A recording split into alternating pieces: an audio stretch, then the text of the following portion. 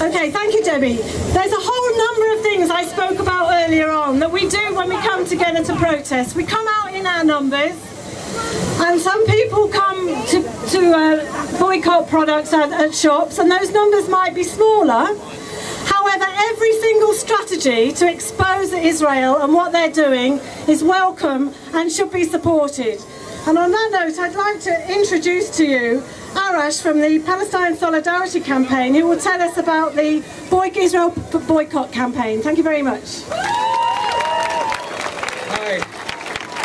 I really didn't want to speak, but I didn't see anyone from PSE. Luckily, we've got the chair of PSE here, Linda, who's been doing it for decades. Thank you. But what I'd like to talk about, is boycott campaign.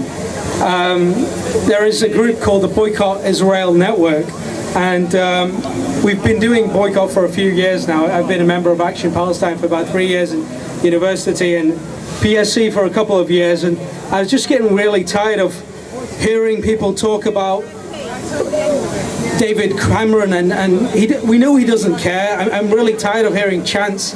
So what I'd like to tell you, I'm preaching to the converted already. I'd like to tell you about actions you can do. So you can look up boycottisraelnetwork.net. You can look up Palestine Solidarity Campaign Manchester.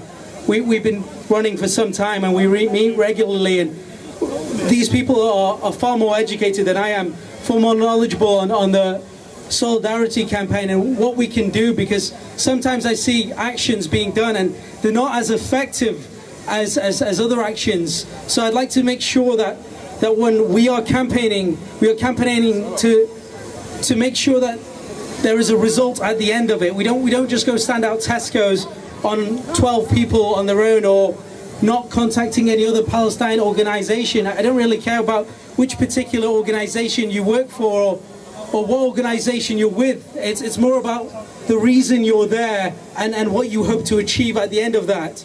So I'd like to say, like, if you'd like to join in Manchester, we've been boycotting outside Kadim's store on Deansgate. This store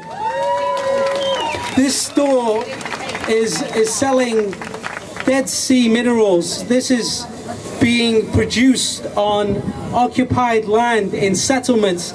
It's completely illegal. It's against the Geneva Conventions. I think it's Article 4 or 49. I'm not sure particularly, but I know that they're breaking the law. And if this was any other country that wasn't supporting Israel, they would already be stopped from doing that. So I'd like you to join us, because we're there every day outside Kidim.